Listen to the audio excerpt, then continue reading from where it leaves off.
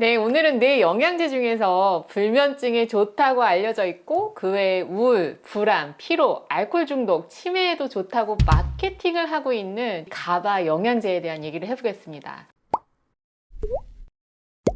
일단 가바가 뭔지 알려드리기 전에 뇌에서는 신호를 어떻게 주고받을까요? 신경세포 간에 신호를 전달하는 매개체가 있는데 이것을 신경전달 물질이라고 합니다. 도파민, 세로토닌, 아세틸콜린 많이들 들어보셨죠? 이 신경전달 물질들은 억제성 신경전달 물질과 흥분성 신경전달 물질로 나눌 수가 있는데요. 그러니까 어떤 것들은 뇌를 막 자극해서 흥분시키고 학습하거나 기억을 하는 일을 행하게 하고요. 신경세포 사이에 새로운 연결을 만들면서 각성이 되고 의욕이 생기게 해요. 그중 하나가 글루타메이트입니다. 흥분 상태도 과도하게 너무 오래 지속되면 문제가 생길 수 있는데 대표적인 현상이 경련을 하는 거고요. 경련까지는 아니더라도 불안하고 초조해지고 불면, 충동조절장애 등의 신경계 교란을 발생시키면서 뇌에 좀 문제가 될 수 있습니다. 치매 환자에서도 이 글루타메이트가 너무 많아질 경우에 흥분 독성이 생기면서 뇌세포를 오히려 파괴할 수 있기 때문에 이 활동을 줄이는 약을 사용하기도 하죠. 따라서 적당한 선에서 뇌를 안정시키는 것이 필요하겠죠. 반대로 뇌를 안정화시키는 역할을 하는 것,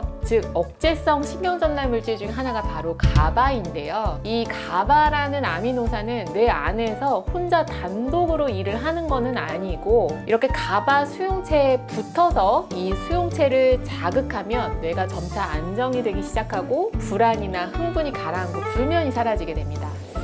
이런 가바의 효력을 강화시키는 약물들은 항불안제나 안정제, 진정제로서 작용을 할 수가 있는데 이 중 대표적인 약제가 벤조다이아제핀 계열인 아티반이나 디아제판 같은 약들이 있어요. 이런 약들은 필요시에 사용하지만 이런 계열의 약들은 의존성과 중독성이라는 부작용 때문에 짧은 기간 동안 최소 용량으로 제한적으로 사용됩니다. 특히 이 과용량을 사용하거나 술 드실 때 같이 드시게 되면요, 이 부작용이 정말 치명적일 수도 있거든요. 못 일어날 수도 있어요. 형!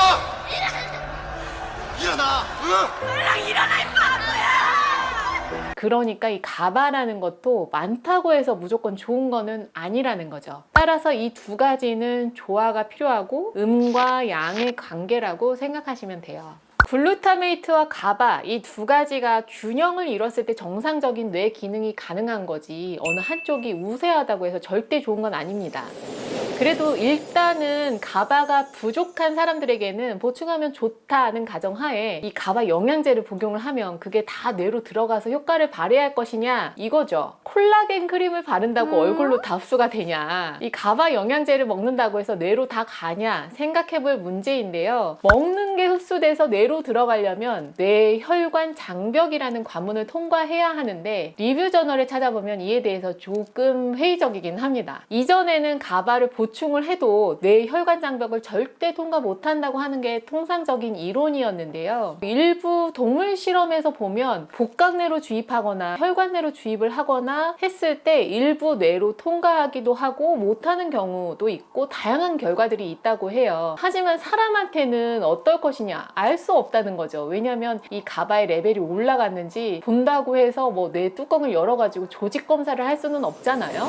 그럼에도 불구하고 정말 효과가 있다는 입소문과 연구들이 있습니다. 한 연구에서는요, 이 고소공포증을 가진 사람을 대상으로 가바를 복용하게 했더니 안정을 취하고 있을 때 나오는 뇌파인 알파파가 증가되었다고 하는데 안타깝게도 이 실험군이 각 4명밖에 안 되었어요. 그리고 또 다른 연구에서는 가바가 많이 들어있는 초콜릿을 먹였더니 심박수가 막 요동을 치는 게 안정이 되었다. 근데 이것도 가바 때문인지 이 초콜릿 맛 때문인지 애매합니다. 또 다른 연구에서는요, 이 음료에 용해된 가바를 50mg, 뭐 100mg 이렇게 복용을 하고 나서 과제를 완료한 후에 심리적인 피로가 덜하다고 보고가 됐는데 여하튼 뭐 실험 대상 인원이 적긴 하지만 플라시보 효과인지는 모르겠지만 효과가 있다고 대답한 사람이 꽤 있다는 거죠. 실제로 이제 후기에서도 일부 도움을 준다는 후기들도 종종 보이는데요. 근데 다시 알아보면 이 연구들 대부분이 가바 보충제를 생산하는 회사에서 기획하고 서포트를 받았다는 게 나옵니다. 어쨌든 인간에게는 가바를 먹었을 때 뇌혈관 장벽 투과에 대한 증거도 약간 부족하고 가바가 어떻게 효과를 발휘하는지 메커니즘은 여전히 좀 불분명하긴 한데요. 하나의 썰로 제기되는 것이 이 뇌로는 바로 못 들어가도 간접적으로 장내 신경계를 통과하지 않을까 얘기가 나오고 있는데, 장내축 이론이라는 거 있잖아요. 장내 미생물이 뇌 신경 전달이 영향을 미쳐서 우울, 뇌기능, 불안, 감정 변화를 가져올 수 있다. 뭐 이런 이론인데, 프로바이오틱 균주가 체내에서 가바를 생산할 수 있는데요. 구강으로 섭취한 이 가바로 인해서 장에서 가바 농도를 증가시키는데 도움을 주지 않을까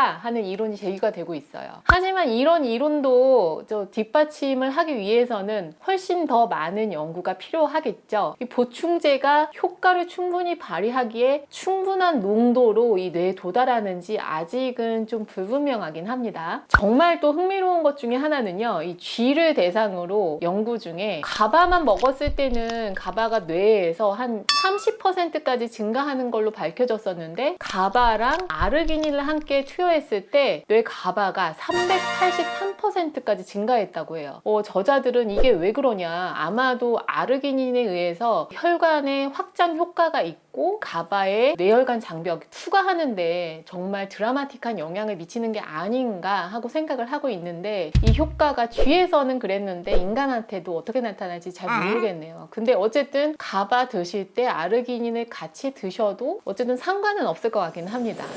네, 세상에는 참 많은 약과 영양제가 있죠. 이 가바를 보충제로 먹을 생각을 누가 했을까요? 일부 사람들에게는 도움이 될 수는 있지만 너무 맹신하시지는 마시고요. 본인에게 필요한지, 기존에 먹고 있는 약을 끊고 먹어도 되는지는 늘 주치 전문의 선생님과 상의를 하셔야 됩니다. 마지막으로 이 자연적으로 가바를 최적화할 수 있는 방법이 있는데요. 격렬한 운동을 하면 가바와 글루타메이트 모두가 활성화되면서 스스로 균형을 유지한다고 알려져 있고요. 명상이나 요가는 이 가바를 높이는 잘 알려진 방법이라고 합니다. 자, 그럼 이제 가바에 대해서 잘 아셨죠? 자, 그럼 가바 잘 가봐.